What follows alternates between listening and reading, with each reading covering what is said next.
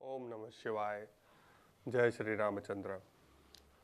आज मैं आपको बताऊंगा शारदीय पूर्णिमा जो आज है उसका क्या महत्व है और आध्यात्मिक दृष्टि से, स्वर विज्ञान की दृष्टि से और आयुर्वेद की दृष्टि से आज के दिन का लाभ आप किस प्रकार उठा सकते हैं या ले सकते हैं।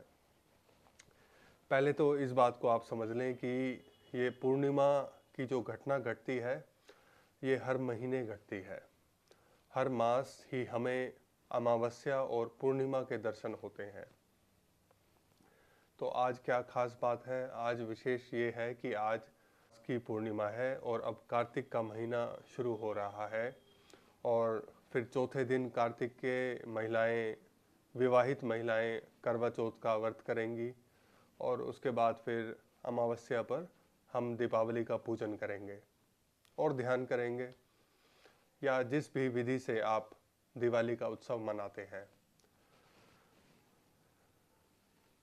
एक जो हमारा उत्सव है मकर संक्रांति, वह सूर्य की दशा पर आधारित है, सूर्य की गणना पर आधारित है। उसके अलावा एक त्योहार के अलावा बाकी हमारे सभी त्योहार चंद्र की दशा पर आधारित हैं, चंद्र की स्थिति पर आधारित हैं। ऐसे ही रक्षाबंधन, अष्टमी, श्री कृष्ण जन्माष्टमी, वो सब हम चंद्र की गणना के अनुसार उन सब उत्सवों को मनाते हैं। लेकिन आज जो घटना घटने वाली है उसमें चंद्र अपनी स्थिति को बदल रहा है और एक और भी हमारी प्रथा है जिसमें कि हम खीर बनाकर चंद्र की रोशनी में रखते हैं, चंद्रमा की रोशनी में रखते हैं। उसको भी मैं बताऊंगा। वो आयुर्वेद की दृष्टि से, रोग निवारण दृष्टि से बहुत लाभकारी विधि है। उसके पहले थोड़ा सा आप ये समझ लें कि आज घटने क्या वाला है, आज हो क्या रहा है। सबसे पहला परिवर्तन तो आप आज के बाद महसूस करेंगे कि थोड़ा मौसम थोड़ा बदल जाएगा, थोड़ी सी मौसम में ठंडक आ जाएगी, थोड़ी सी सर्दी आ जाएगी। यह है चंद्र का सबसे पहला प्रभाव। और चंद्र के प्रभाव में सर्दी होने के साथ साथ ही बहुत सारी चीज़ों में ठहराव आता जाएगा, ठहराव आएगा।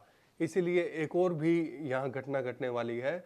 अगले 2 या 3 महीनों में आप देखेंगे बहुत सारी शादियाँ होंगी, बहुत सारे विवाह होंगे, क्योंकि अब चंद्र के प्रभाव का समय है। चंद्र का प्रभाव क्या है? ठहराव, जमाव, जो काम हमने कोई स्थायी रूप से करना होता है। देखिए, जब सूर्य का प्रभाव होता है, जब मकर संक्रांति के ठीक बाद का समय होता है, अप्रैल, मई और जून और जुलाई का महीना, उसमें विवाह लगभग बंद हो जाते हैं, बहुत कम होते हैं। लेकिन अभी जो विवाह उत्सव है ना, जो सीज़न जिसे कहते हैं शादी का, वो शुरू हो जाएगा अभी ठीक कार्तिक के चौथे दिन यानी कि करवा चौथ के बाद। और यह इस बात का सूचक है कि अब प्रकृति, अब परमात्मा आध्यात्मिक दृष्टि से हमें आदेश दे रहे हैं कि जो काम हम बहुत लंबे समय के लिए करना चाहते हैं वो काम हम अब शुरू कर सकते हैं। उनका कार्यों का सिद्ध होना निश्चित ही माने आप। और खीर बनाने की एक छोटी सी विधि, हालांकि आप सब लोग घर में भोजन पकाते हैं, अनेक तरह की वस्तुएं बनाते हैं ना, व्यंजन बनाते हैं, तो खीर बनाना भी बहुत बड़ी बात नहीं है। लेकिन उसमें हमने करना क्या है, 3 स्टेप हैं आज की खीर बनाने के। कि एक तो पहले पानी में आप चावल भिगो कर रखिए आधे समय, जितने समय आप उसे दूध में उबालेंगे उसका आधा समय चावल को पानी में रखिए भिगोकर। और जितने समय आपने चावल को दूध में उबाला उसका दुगना समय आपने चंद्रमा की रोशनी में, चांद की रोशनी में उसको रखना है। और जब अगले दिन आप उस खीर का सेवन करेंगे, वो खीर अनेक अनेक रोगों को नष्ट करने वाली होगी।